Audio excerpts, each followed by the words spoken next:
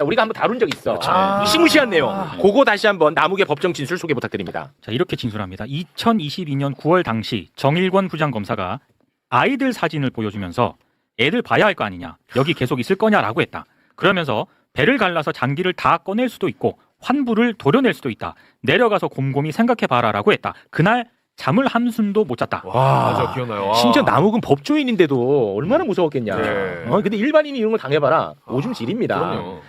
저 조폭 같은 정일권이가 이번에 나온 거야. 아, 어제 나 나왔어요? 처음 봤어. 어. 정일권이 나왔다잉. 정일권 나왔는데 이 검사놈들의 진짜 혓바닥은 다 뱀의 혀야. 아 진짜 나는 맞아. 어떻게 하나같이 다 말장난을 그렇게 하는지 모르겠어요. 요거 관련해서 얘기를 해요. 요거 했습니다. 자, 이 장면 여러분 함께 보겠습니다. 애들 사진 보여주고 잘 선택해라 이런 거는 뭐 깡패 영화에서 부모님 잘 계시냐 가족 생각해야지 이런 것만 봤지 우리가 검사님이 그렇게 하실 거라고 상상도 못했습니다. 남욱 씨에게 당시에 이야기했던 건 진술을 확인할 수 있도록 조사에 응해달라. 왜 남욱이 먼저 보여달라 했습니까? 그렇진 않았습니다. 당시 상황에서 남욱 씨가 눈물을 보이긴 했었습니다. 남욱 씨에게 그 사진을 보여준 이유는 압박하거나 회유하거나 협박하거나 보다 강압적인 차원에서 보여준 것이 아니고 말씀드렸던 것처럼 도의적이고 인도적인 인도적인 차원하고 지금도 잘했다고 생각하십니까? 다른 수사할 때도 애들 사진 보여주면서 잘 생각해라라고 이야기를 합니까?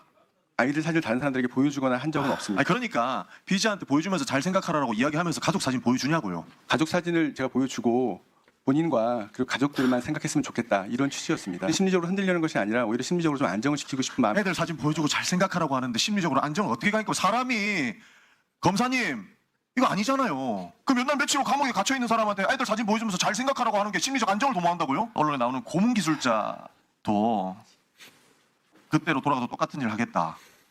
그때 자신의 행위는 애국이었다고 얘기합니다. 지금 그거랑 똑같은 거예요. 정일권 검사 아이들이 있습니까 없습니까? 예? 제 개인적인 이야기를 말씀드릴 수 없습니다. 자기는 말씀드릴 수 없으면서 정일권 검사가 충성을 다했던 윤석열은 깜빵으로 가 있어요. 오늘이라도 바뀌어야 될 거 아닙니까? 제일 나쁜 검사예요 지금.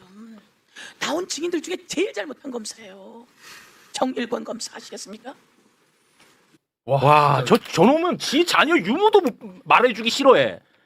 와, 진짜 나쁜 사람 아니야 저거. 감정을 저 옆에서 하루 종일 저 발언이 한 번이 아니고요. 예, 뭐 여러 차례 수차례 저희가 저희가 계속 있었어요. 의원들이 저 발언은 반드시 인정을 받아야겠다고 해가지고 계속 앞에 예. 세웠어요.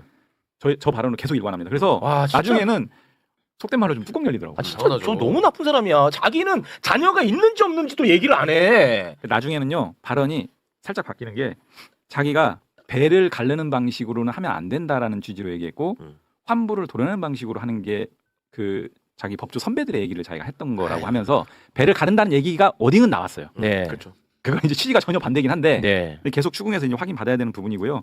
이날 진술한 게 2박 3일 동안 소위 말하는 서울중앙지검의 구치감에 계속 가둬놓은 상태에서 밤에 불러가지고 이제 그러니까 거예요. 진짜 나쁜 사람이야. 완전히 심리적으로 코너로 몰아놓은 상태에서 예. 심리적 안정을 취해주기 위해서 이게 누가 봐도 이거 누가 그렇게 봅니까? 말이 됩니까? 다 아니, 아는데 혼자 모르는 그리고 거예요. 진짜 무시무시한 게 뭐냐? 남욱의 아들 사진을 보여줬다 했잖아. 근데 검사가 아들 사진을 어떻게 갖고 있을 거야? 그러니까 이상하지. 예, 예. 압수를 통해서 남욱의 휴대전화를 압수해온 거야. 그거를 포렌직에 갖고 거기 안에 있던 사진을 갖고 꺼내는 거야. 이건 진짜 해도 돼요 이런지? 그렇게 해서 보여준 쟤네들의 거예요? 자체 규정에 의하더라도 사건과 상관없는 거는 바로 폐기하게 돼 있어요. 네. 근데 그거를 들고 있으면서 그걸로 이제 협박을 했다는 거지. 와. 그러니까 저 정말 나쁜 놈. 사람들이 뭘로 협박하면 애가 입장을 바꿀까 그렇죠. 생각을 했죠. 뭐 그렇겠죠. 그래서 밤늦게 구치감에 가둬놓고 아들 사진 보여주자. 그거 인질범들이 하는 그런 짓이잖아요. 근데 이게 용서가 안 돼. 제일 그 붕괴하는 거는 인도주의적 관점에서 이 짓을 했다는 거예요. 아. 예? 그러니까 너 죽여버릴 수가 있는데 뼈다귀 10개만 부러뜨릴게. 이게 인도주의적이에요? 오장육부 배 안에는 11개의 장기가 있는데 싹 걷어내버릴까? 그중에 몇 개만 걷어내버릴까? 그 이야기잖아요. 환부를 드러낸다는 게. 네. 그게 너 죽여버릴 수도 있는데 진짜 겨우 걸어가기만 할게. 그거 저기 정보사에서 고문 눈건하고 똑같잖아요. 네. 이게 지금 어제 오늘 얘기가 아니고 옛날 간첩 조작 사건을 보면 거의 100% 이렇게 하잖아요. 조사받는 사람 옆방에다가 아내나 부모님이나 이런 사람을 데려다가 고문을 해. 그리고 너 자백 안 하면 이 사람들까지 다 간첩을 하겠다라고 해. 그렇게 해서 인정을 하게 만들거든요. 그 수법을 그대로 물려받아가지고 저것들이 그대로 하면서 저거를 지네들끼리는 뭐라 그러냐면 이게 특수수사 기법이라고 그래. 얼마나 나쁜 놈들이에요. 저는 진짜 마음 같아서는 정일관 자식 사진을 구해가지고 이렇게 옆에다 보여주면서 나도 인도적 차원에서 너한테 배려를 하겠다. 네 자식한테 부끄럽지 않은지 얼굴 보면서 한번 얘기해봐라. 이러고 싶더라고. 세상에 이런 저런 나쁜 놈들이 놈이 이제 있어. 남욱이가 이제 배신한 거 아니에요? 입장을 바꿨는데 만약에 말을 안 바꾸면 지가 남욱 아들하고 전화 연결시켜준다니까 이런 놈들이 이제. 그럼 아빠 우는 소리 하게 만들고. 아 너무 끔찍하다 진짜. 이거 그게 인도주의적이래. 아, 아빠하고 아들하고 전화 연결해주면 그 인도주의적이에요? 야, 이거 말을 잃게 되네 진짜 아니, 나는 이제 검사들이 너무 무서운 게 자기들을 잘못한 거를 인지를 못하는 것 같던데요. 예, 저는 그게 무섭더라고. 너무나 이렇게 저놈 얘기할 때도 보면 평온한 표정으로 네, 해요. 그게 무서웠어요 저는. 톤도 그렇고. 네. 이렇게 얘기를 하잖아요. 그러니까 조폭들은 얼굴이 무섭게라도 생겼잖아. 그러니까 이 사람들이 양복 입고 막 학벌 좋고 나 그게 더 무서운 거예요. 아니 근데 저는. 저게 기술이에요, 쟤들은. 왜냐하면 조사를 하는 입장에서 상대가 표정이 어떻게 변화하고 목소리가 어떻게 떨리고 이런 것들을 가지고 추궁에 들어가거든. 그러니까 역으로 내가 당하지 않으려면 나는 뻔뻔하게 최대한 이렇게 해야 된다라는 그런 나름의 스킬을 발휘하는 거예요. 그런 거요. 네. 인도주의란 말이 예. 제가 좀 과했습니다면 뭐 얼마나 과했어. 많이 과한 건 아니고 좀 미안합니다. 이렇게 밀리니까 아예 인도주의하고 멀리 치는 거야. 방어선을. 나는 잘해준 거야. 이렇게 잘못한 게 하나도 없어요. 이게 말하는 게 아니고 나는 잘해준 건데 왜 또 화내세요? 지금 이렇게 나온 거예요. 그러니까 택도 없는 거 갖다 붙여. 한동훈한테 너 비밀번호 왜 안 까? 그러니까 헌법에 진술거부가 있습니다. 이게 똑같은 거예요. 뭐 이제 다른 가치를 내세워가지고 그 본질을 흐려. 머리들이 어떤 한 측면에서 워낙 좋다 보니까 자기도 자기를 속이는 것 같아. 예. 저는 그렇게 것 느꼈어요. 같네요. 예. 자, 저희가 다룰 게 많다 보니까 우리 박선우 의원님과는 여기서 인사 예. 나누고요. 우리 의원님 계속 계셔야 돼요. 네. 박선우 의원님 덕분에 오늘 진짜 너무 많이 도움이 예, 됐습니다. 박선원 TV 구독 많이 해주십시오. 아, 오늘은 저도 좀 구독할까 합니다. 네. 박선우 의원님 기다리고 왔습니다. 고맙습니다. 자, 봉지욱 기자님과 함께 또 계속해서 이야기를 이어가도록 하겠습니다. 지금부터는 또 봉지욱 기자와 관련된 이야기가 어제 국정조사에서 나온 게 있어요. 네. 2022년 대선은 뭐 누가 뭐라고 해도 대장동 대선이었죠. 대선 직전에 그래서 뉴스타파가 이제 검증 보도를 하나 합니다. 대장동 업자들의 시드머니가 됐던 불법 대출 사건에서 윤석열 검사가 덮어줬을 가능성, 이 의혹 보도를 한 거예요. 부산저축은행. 그렇습니다. 그러자 이 보도가 윤석열에 대한 명예훼손이라고 해서 기소가 됐고 봉지욱은 지금도 재판을 받고 있습니다. 그 재판받는 봉지욱 기자 박수로 모시겠습니다. 네. 네, 저는 뭐 대장동이나 대북송금 사건 기록 다 보고 했는데 뭐 심지어는 최근에 파타야 뭐 그 네. 김영진 사건 맞아요. 기록 보고 했는데 정작 제 사건 기록을 아직 못 봤어요. 네, 제 사건 기록을 안 봤는데 그랬나? 사실 저는 뭐 그때 당시 이제 그 검찰의 공소 사실 그런 범죄를 저지르지 않았으니까 볼 이유가 없다고 이제 생각을 하는데 어찌됐든 이번에 국정조사에 포함이 돼서 여기 나오더라고 어제도. 21일에 이제 나가고 14일에는 이제 대북송금 사건 참고인으로 나가고 네. 저 여태까지 뭐 제가 사실은 2023년부터 대장동, 2024년 대북송금 보도를 많이 했습니다만 그때는 이제 뉴스타파가 매체가 작고 스피커가 작기 때문에 묻혔잖아요. 많이 묻혀 있는데 그것들이 지금 다시 다 네. 국정조사를 통해서 그렇습니다. 나와서 많은 분들이 이제 좀 알아주셨으면 네. 좋겠습니다. 저희는 이 얘기를 좀 많이 다뤘었는데 어제 이제 국정조사에서 이 얘기가 나왔어요. 그런데 이 명예훼손 사건 이것도 수사하는 놈이 강백신 검사입니다. 아, 그래요? 네, 이 강백신 검사가 어제 국정조사에 나왔습니다. 여기에 대해서 우리 이용우 의원이 폐부를 지르는 질문 하나 쓱 들어갑니다. 뭐냐? 검찰은 원래 부패, 경제 이 범죄에 대해서만 수사할 수 있는데 어떻게 너 명예훼손 사건을 수사를 했냐라고 이제 물어봅니다. 우리가 이 얘기 많이 했었어요. 네. 근데 여기 이제 당사자한테 물어보니까 이게 또 새롭게 받아들여졌는데요. 그 장면 영상으로 보겠습니다. 그 언론인들 관련 명예훼손 사건 담당 부장이었죠? 네, 그렇습니다. 이 수사권 문제는 어떻게 되어 있습니까 지금? 수사권 문제는 지금 뭐 재판 쟁점입니까? 재판에서 지금 다투어지고 있는 쟁점에 해당됩니다. 쟁점이에요? 네, 그렇습니다. 제가 보기엔 명예훼손 사건은 부패경제범죄로 볼 수는 없는 거는 명확하고 그죠? 네, 그렇습니다. 뭐 왜 수사권이 있다는 거예요 검찰이? 그 관련성 규정이 있어서 그에 따라서 수사를 개시하고 검찰 수사권에 명예훼손이 없는데 직접 관련성을 그렇게 확대하기 시작하면은 그게 바로 정치검찰입니다. 네. 이게 아주 긴 공방이 있었는데 네. 짧게 줄여봤습니다. 이용우 의원님 근데 눈빛이 무서우시네. 아니 근데 요 사이에서 화 많이 내죠. 네. 내가 알던 이용우가 아니라. 난 너무 고맙더라고. 검찰청에서는 네가 주도하지만 여기서는 내가 주도하는 아니 나는 고맙더라고 진짜. 아니 하루 종일 있다 보면 어제는 너무 화가 많이 났어요. 네. 그 나온 검사들 태반이 저 기조로 부인하는 기조로 그리고 맞아요. 분리하면은 기억이 안 납니다. 네. 국회에서 여러 번 질의를 여러 상대로 하지만 저렇게 뻔뻔하게 거짓말하는 집단은 없거든. 아. 이게 진짜 속 뒤집어져요 정말. 웬만하면은 다 이렇게 그래. 협조적으로 이렇게 나오는데 아주 그리고 의원들이 질문을 하잖아요. 그리고 이제 답변을 하잖아요. 그럼 잠깐 끊고 질문이 마저 나가야 되는데 자기 할 얘기를 끝까지 하더라고요. 맞아요. 오디오를 겹쳐서 막 네, 네. 끝까지 해요. 그래서 제가 중간에 한번 질문은 내가 한다. 맞아요. 기다려라. 네. 너무 답답해가지고. 자, 이 수사권 문제. 그런데 저는 이제 본질에 좀 집중하고 싶어가지고 많이 출연했는데 네. 수사권 문제. 네, 이 수사권은 지금 아시는 것처럼 검찰이 수사 개시할 수 있는 대상 범죄가 한정이 돼 있는데 명예훼손은 해당되지 않습니다. 경제부패. 예, 그런데 이 명예훼손 사건을 검찰이 애초에 이제 수사 개시를 해버렸어요. 이 사건은. 근데 그래서 이제 이 수사권 문제가 만약에 수사권이 없는 걸로 정리가 되면은 이 사건은 그냥 공소 기각으로 날아가요. 그래서 핵심 쟁점 중에 하나예요. 입구에서. 그런데 이 부분과 관련해서 검찰의 주장은 그 해당 범죄 특정 범죄는 안 들어가는데 이 특정 범죄와 직접 관련성 있는 범죄다라고 해서 관련 그 규정이 검찰청법에 있긴 있어요. 그런데 어떤 논리냐면 대장동 사건하고 동전의 양면 아니냐. 근데 전혀 다르거든요. 전혀 다르지. 그러니까 대장동이라는 글자가 나오긴 하죠. 나오긴 하지. 그래서 성격이 전혀 달라. 전혀 다르지. 그냥 글자만 나오면 직접 관련성. 그래서 제가 정치검찰이라고 얘기한 거고. 그래서 실제로 이게 재판에서 쟁점이 되고 있고요. 만약에 이 사건, 이 재판 그 판단하는 과정에서 수사권 문제로 날아가면 입구 들어가기 전에 이 사건은 끝나는 거예요. 그렇습니다. 그럼 저는 입구에서 끝나는 사건을 기소했던 것은 검찰에 이거는 있을 수 없는 일이거든요. 네. 그걸 저질러 놓은 거예요. 그렇습니다. 그 지점을 먼저 지적한 겁니다. 그렇습니다. 우리가 네. 검찰청법, 형사소송법 개정 얘기를 하면서 조금의 틈이라도 보여주면 안 된다는 얘기를 계속 했잖아요. 그 이거잖아. 이 전형적인 거예요. 이거야 딱 예, 그게. 예, 예. 바로 이 사례잖아. 이런 거라고. 이렇게 그런데 해서 나중에 설사 공소기각이 되더라도 당사자는 계속 지금 저 앞에 여기 있잖아 그게. 계속. 그 사례 여기 있잖아. 그러니까 이거 있잖아. 이거 하여튼 뭐 근데 제가 보니까 강백신이 얘는 이 명예훼손 사건에 대해서는 본인도 뭔가 굉장히 문제 있는 수사, 문제 있는 공소 제기라는 것을 본인도 알고 있는 것 같아요. 왜냐하면 판사한테 더럽게 혼났거든. 공소장이 66페이지인데 판사가 난리를 친 거야. 이거 쓰레기다, 요거 말도 안 된다, 이건 뭐 엉터리다 해가지고 얘네가 30쪽으로 줄일게요. 30쪽으로 줄였더라고. 판소장을. 예, 근데 그 어차피 이제 기자들과 언론사를 잡기 위해서 한 게 아니고요. 이 사건도 이재명 대표를 잡으려고 시작을 한 거예요. 실질적으로 2023년 2월달에 이재명 대표 그 피의자 신문 조서에 보니까 뉴스타파 보도를 제시하면서 너 이거 사전에 알았지라고 물어봐요. 그러니까 이 사건은 이 2022년 대선 당시에 이재명을 당선시키고 윤석열을 떨어뜨리기 위해서 이 기자들이 민주당과 짜고 보도를 했는데 너 이거 알고 있었잖아라고 이재명 대표한테 질문을 합니다. 당시에 진술 거부를 다 했는데 설계를 해놓고 시작을 한 거죠. 네, 이것도 그렇지. 그것도 이제 그건데요. 요거 잠깐 요 판넬 좀 오늘은 제가 요 부탁을 좀 드려야 될 것 같아서 이게 이제 또 바뀌었네. 광고와 협찬을 받지 않는 독립 탐사 기자들이 모여서 프로그램을 하나 만들었는데. 네, 독한 기자 킨이라고 킨이 그 한국 독립 탐사 언론 뭐 매체 그거예요. 네. 네트워크 그건데 이게 지금 저희가 광고 협찬 안 받잖아요. 제작비도 뭐 별로 안 되고 그러는데 지금 파일럿 프로그램 한 번 했고 오늘 두 번째 매주 수요일 8시 하는데요. 네. 예, 오늘 지금 보니까 그 구독 조금만 예. 오늘 조금 보니까 나는 시원하게 자신이 봉중 씨. 아니 맥락이 안 맞게 아니, 이걸 제가 조금의 걸렸어라도 있으면 들어가지고 구독 홍보를 하려. 아니 이거 강백신이야? 사건- 아니 강백신한테 사람들이 많이 배웠네. 이게 지금 그 독한 기자라고 그 검색하시면 뭐야? 네, 한국 독립 언론 네트워크 이제 구독 좀 해주시고 좀 좋아요 좀 눌러주시면 감사합니다. 왜냐면 이게 유지가 안 돼서 그래요. 아니 광고 협찬 안 받다 관련 보니까. 이야기가 아니잖아요. 이걸 왜 넣어요? 직접 관련성. 직접 관련성이 공전의 없잖아. 양면이라 오늘 이거지 그러니까 지금. 개인적으로는 이제 이런 프로그램이 살아야지 저도 활동을 할 수 있고 하죠. 아니 뒤에 있다가 그또 아니, 이제- 별건으로 해드리려고 했는데. 방송이 끝나기 전에 제가 딴 건 아니고 한 16,500분만 좀 해주시면 감사하겠습니다. 오늘 10만만 좀 나 너무 넘겨보겠습니다. 놀랐네 진짜. 진짜 완전 별건이야. 명예훼손 얘기하다가 아니 나 너무 놀랐어 진짜로 기자 지금. 아니, 이걸 그러니까- 보안수사도 아니고 그냥 별건이야.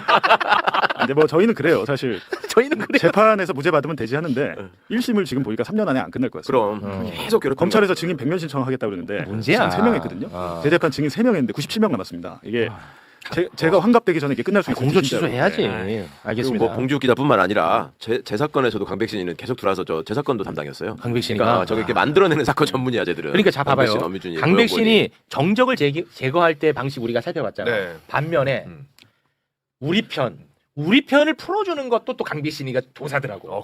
그 얘기를 지금 또 한번 해보겠습니다. 자 이재명 대통령은 대장동 일당으로부터 단돈 10원도 받은 게 없습니다. 네. 그런데 국민의힘 곽상도 의원, 국민의힘 곽상도 의원은 그 아들이 대장동 일당으로부터 50억 받았잖아요. 퇴직금 퇴직금으로. 명목으로. 맞죠? 그런데 결국 곽상도의 아들은 무죄가 났어요.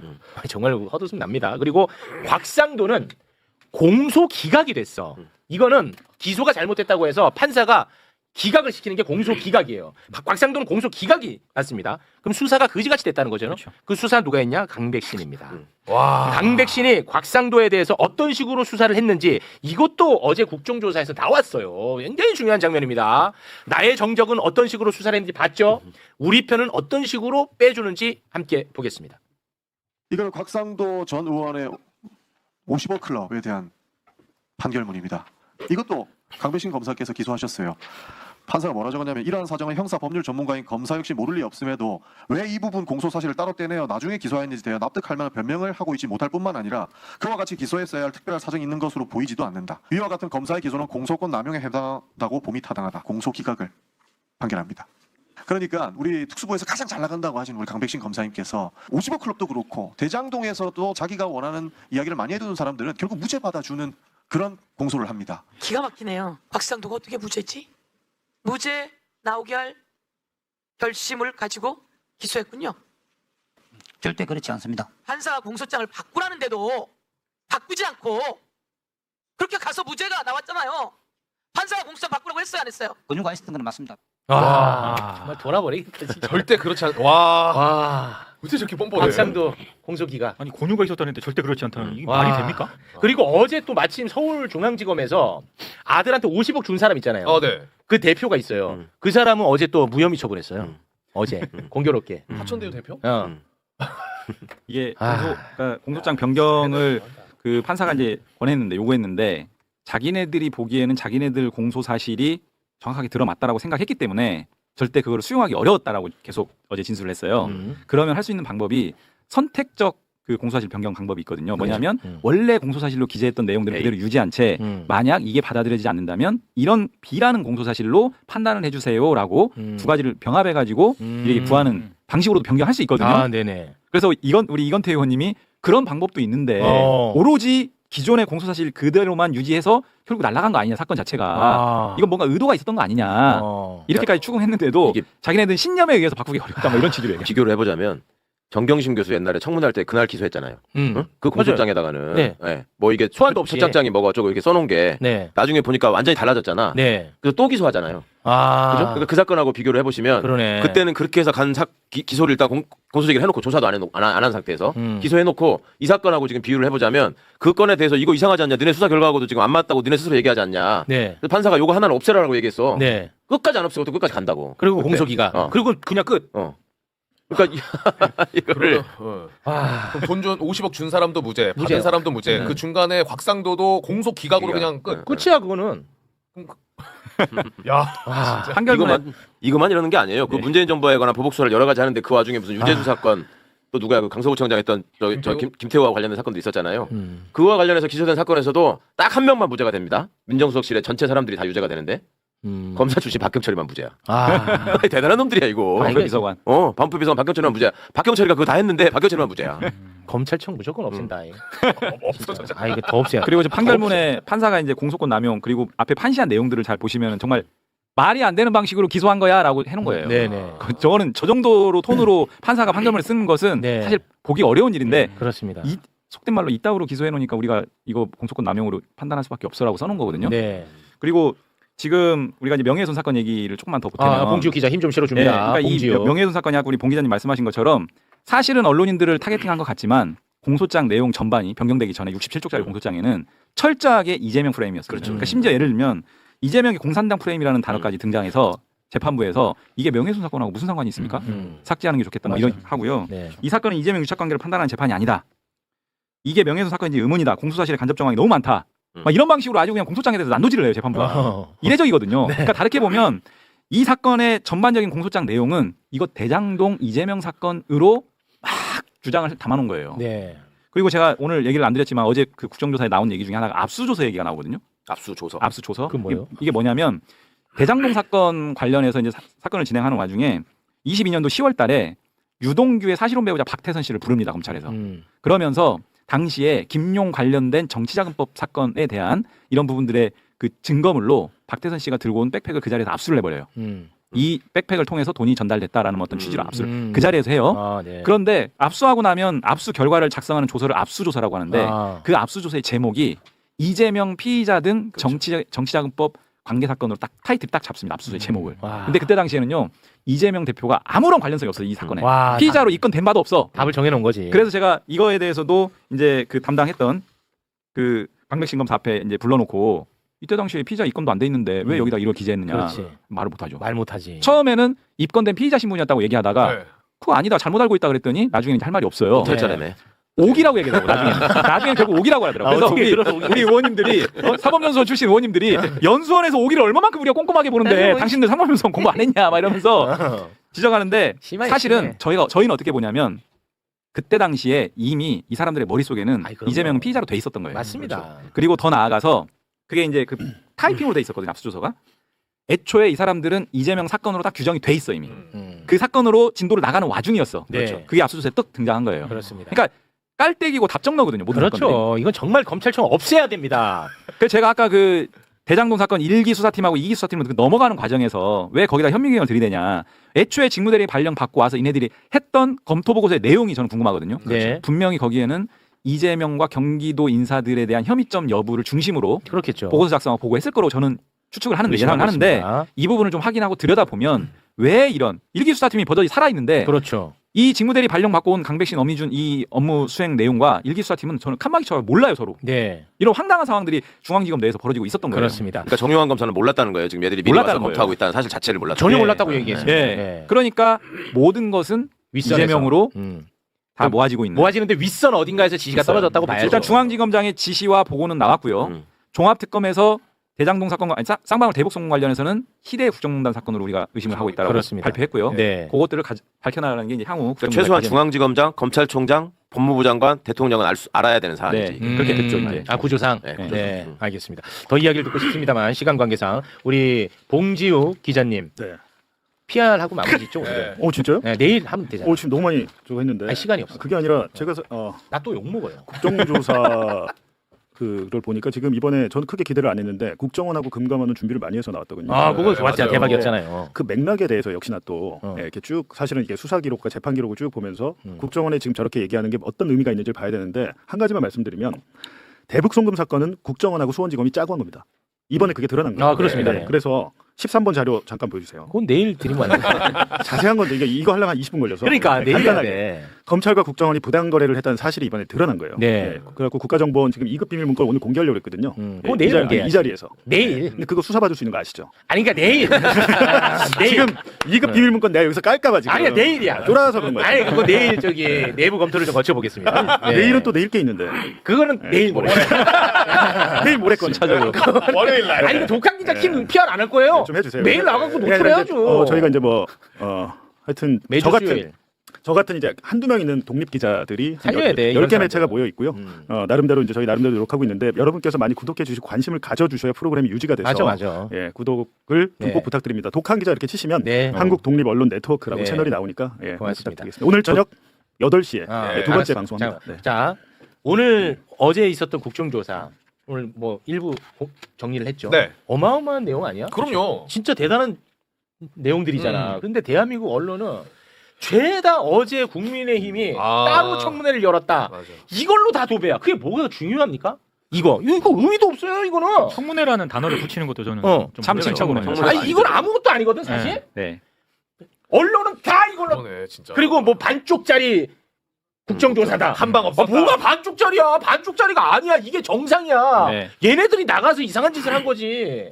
참칭 청문회고요. 청문회라는 이름을 붙일 수가 없습니다. 네. 국회법상 여러 가지 국정조사법상. 네. 그리고 일방적인 국민의힘의 정치 행사에 불과한 곳에 공무원이고 현직 검사인 박상용 박상용이 검사가 나갔고. 저렇게 등장해가지고 여러 가지 위법 부당한 발언들을 쏟아냈어요. 네, 저것은 수사 및 징계 대상입니다. 그렇습니다. 네. 네. 그리고 제가 네. 꼭 한 가지 말씀드려야 될 게 있는데 리호남 쌍방울 대북송 관련 있잖아요. 리오남. 그건 이 부분과 관련해서 내려야지. 지금 국정원에서 기관 보고 하면서 네. 그때 당시에 리오남이 필리핀에 없었다라고 이제 없었다고 확인을 해줬는데 했죠. 네. 이 부분에 대해서 다른 국민의힘이나 이쪽 박상용 검사 측에서는 뭐라고 얘기하냐면 다른 위장 신분으로 있을 수 있고 그 얘기를 하더라고. 그런 부분들을 이미 법원에서 다투어져서 법원은 그랬다. 그런 것까지 인정을 해서 사실관계 인정한 거 아니냐라고 얘기하는데 음. 이번에 국조에서 국정원이 기관복한 내용은 필리핀에 없었다라는 수준이 아니고 제3국. 제3지에 있었다라고 하는 것을 맞아. 밝혀준 거거든요. 밝혔거든. 근데 그 이 얘기를 내용은 빼. 이 내용은 수사나 재판 과정에서는 빠져 있었던 거예요. 네. 그러니까 기존의 국민의힘 박상용 검사 주장이나 법원의 판단 그 사실 인정 부분이 이 기관복을 바탕으로 하면 더 이상 유지되기 어려운 맞아요. 상황입니다. 네. 핵심은 그겁니다. 그렇습니다. 본인 네. 여권도 썼다는 거 아닌가? 그러니까 리오남이 필리핀에 없었다는 것만 얘기한 게 아니고 그때 이제 제3국이 어디 있었다는 거 있었는지 나왔거든. 네. 근데 박상용이 뭐 국민의힘이 박상용이 본인도 계속 얘기해. 예. 뭐 리오남이 뭐 자기 이름 안 쓰고 뭐 위장해갖고 여권 뭐 여러 개.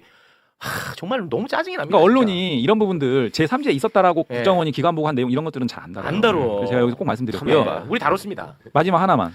왜 다른 얘기 자꾸 해? 시간 없는데. 나 어제 나온 얘기인데 이게 좀 어필을 돼야 되는데 이게 정용환 지금 차장검사가 예, 예. 거의 혼자 그 서울 고검의 감찰부장이랑 거의 이거 혼자 챙기다시피 하고 있어요. 지금 하고 있어요. 그래서 굉장히 어려운데 어려워. 대검 감찰부의 인원 보강 요구 또는 상설 특검 건의 이런 부분들을 했다는 거예요.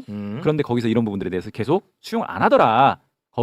거절하더라 말하자면 이런 것들을 어제 제 질의에 대해서 그렇게 답변을 했어요. 네. 잘 아시는 것처럼 대검 감찰부장이 박성재 전 장관이 알박기로 심어놓고 간 김성동 부장입니다. 김성동. 그래서 이 부분도 차후 청문회에서 저희가 따져볼 지점입니다. 네. 지금도 그 자리 지키고 있는 사람이죠. 있습니다. 네, 알겠습니다. 자, 두 분과는 여기서 인사를 드리겠습니다. 두 분 대단히 고맙습니다. 고맙습니다.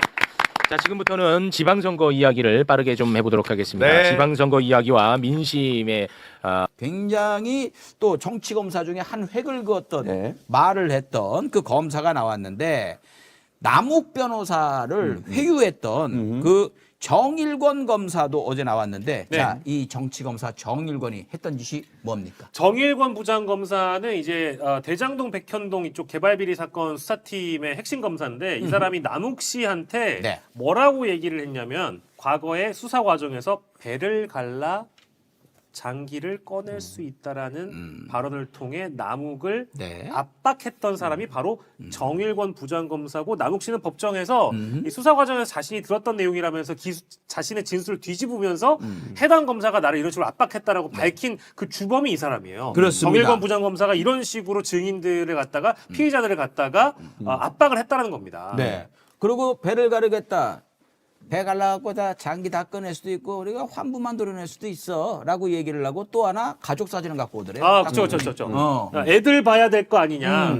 여기 있을 거냐라고 예. 회유하기도 하고. 그러니까 수술할 것처럼 배를 가르겠다라고 압박하고 가족 사진 가지고 회유하고. 그렇습니다. 이랬다라는 겁니다. 압박과 협박과 회유를 이렇게 했던 거예요. 거기에 대해서 국회에서 의원들이 물어보자 이 정일권 검사가 왜 그랬는지 이렇게 얘기를 합니다. 제가 당시 그 남욱 씨하고 이야기할 때 환자를 진료하는 의사의 치료 방법에 비유를 했던 사실이 있고 인도적이고 도의적인 차원으로 본인과 가족들만 생각하라는 취지로 그걸 제시했을 뿐이지. 인도적이고 환자가 의사를 치료하는 얘기를 했다. 그래요. 환부만 도려낸다라는 거는 의사가 치료하는 방법 맞아요. 그런데 배를 갈아서 장기를 다 드러내는 게 의사가 하는 거냐? 장기 밀매 조직이 하는 거지? 이거 말도 안 되는 변명을 합니다. 그러니까 사실을 인정을 거의 하다시피 했는데 표현이 달랐다. 어? 비유가 달랐다. 이런 식인데 아니 인도적인 사람이 이렇게 섬뜩한 비유로 이 어떤 피의자를 압박한다라는 게 이게 말이나 되는 거냐. 네. 이런 지적을 할 수밖에 없고 이거를 이 논리를 그대로 만약에 이제 이 정일권이라는 사람한테 적용하면 네. 앞으로 정일권이 만약에 수사를 받으면 정일권의 가족 사진을 꺼내놓고 똑같이 네 배를 가를 수도 있다라고 얘기하면 상관없는 거예요. 그거 영식이가 갈 거야. 정일권이 이 자식이 그냥 7억 2천 내고 이거면 한마디 할 수 있는 거 아니요? 한 달 벌인데 뭐. 그리고 연봉이구나. 아무튼. 아니 근데 그런 말은 지금 얘기했던 배를 가르겠다든지 가족 사진 보여주고 협박하는 거는요. 그거는 깡패들이 하는 짓이에요. 네. 영화에서 많이 나오잖아요. 영화에서 그렇게 하잖아요. 예. 너 배를 갈라서 장기다 끄집어낼 거. 이걸 누가 하는 얘기입니까? 깡패들이 하는 얘기라고요. 중요한 건 진술을 하라가 아니고 이미 진술은 했었어요. 이재명은 관련 없다고. 그 진술 바꾸려고 이렇게 협박하고 회유를 하는 거예요. 진짜 악질인 거예요. 저기서 근데 무슨 뭐 아니 그게 아니고요. 뭐 이렇게 얘기한다고 해가지고 저 사람 뭐 엄청 무서운 인간인 거예요. 자, 원하는 진술을 안 하면은 이게 사진을 갖다 놓은 거는 가족 생각해서 난 이걸 넘어서는 그 그렇죠. 함의가 있다고 봐요. 안 불면 니들 가족도 무사하지 못해. 네 주변은 물론이고 가족까지 별건으로 다 털어가지고 박살이 날 줄 알아. 난 이 협박으로 보이거든요. 단순히 애들 보고 싶지 않아 이거였을까요? 그동안에 자기 주변까지 다 터는 걸 남욱이 이렇게 보고 있었는데. 그렇죠. 아이고. 그러니까 이제 정일권이가 얘기했던 것 중에 1년가량 구금된 상태였기 때문에 가족을 오래 보지 못할 거라 생각해가지고 사진을 보여준 거다라는 네. 그러니까 말도 안 되는 소리를 짓거리고 있잖아요. 그렇습니다. 그리고 중간에 나온 얘기가 변호사 접견오는 걸 막았다라는 얘기도 했어요. 남욱 변호사가. 그렇게 되면은 이것도 엄청난 건데 정일권은 아니다라고 얘기를 했어요. 네. 얼마 있다 14일 날 나오나? 남욱 변호사가 나와요. 네. 거기 국회에서도 그랬습니다. 남욱 변호사 나오면은 예. 당신이 어떻게 얘기했는지 이런 것들 직접 한번 물어보면 되죠. 그렇죠. 그때 나왔을 때 어떻게 한번 같이 있는 자리에서 예. 어떻게 되는지 한번 봅시다. 자, 아무튼 말씀드렸듯이 권력에 취해가지고 칼 휘두르고 그럴 때 신이 났었겠지요. 이런 날이 올 줄 몰랐겠지요. 지금 자기들이 이제 죄 지은 대로 처벌받을 상황이 되니 굉장히 당황스럽겠지요. 이제 검사들도 제발 죄 지은 대로 벌 좀 받자라는 말씀. 이런 검사들이 이재명 대통령 검찰이 아이들 사진까지 꺼내들며 남욱을 압박했다는 정황이 법정 증언으로 확인된 거죠. 가족을 볼모 삼아 배를 갈라 장기를 꺼내겠다는 조폭이나 할 법한 폭언을 쏟아낸 검사가 누구인지 밝혀졌습니다. 이들은 이를 인도주의적 배려라며 혐오스러운 변명으로 일관하고야 말았습니다. 피의자의 심리를 안정시키려 했다는 궤변이 과연 국민에게 통할 거라 믿는 건가요? 조작 기소와 협박으로 점철된 이들의 수사 기법은 이미 그 바닥을 드러내고 말았습니다. 정의를 소호해야 할 검찰이 오히려 범죄적 수단을 동원했다는 사실에 분노하지 않을 수 없습니다. 이 영상에 공감하셨다면 구독과 좋아요 정중히 부탁드립니다.